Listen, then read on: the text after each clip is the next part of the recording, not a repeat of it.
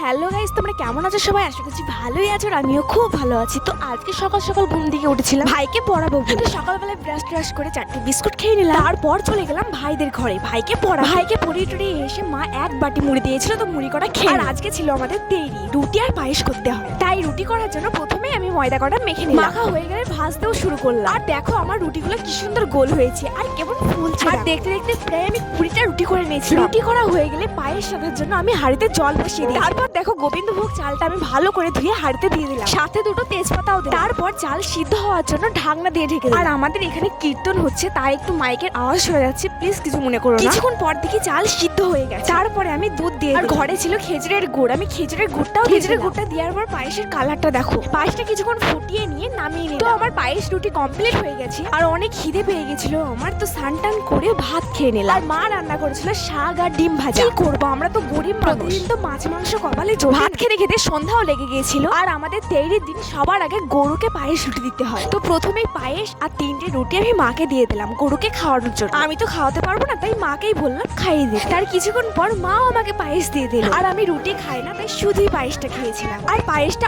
অনেক সুন্দর হয়েছিল। আমি রেঁধেছি তো সুন্দর হবে না? সুন্দর তো হতেই হবে। তো আমি তো তখন পায়েস খেতে থাকি। তোমরা চ্যানেলটাকে সাবস্ক্রাইব করে দাও। দেখা হচ্ছে পরে একটা ব্লগে। টাটা।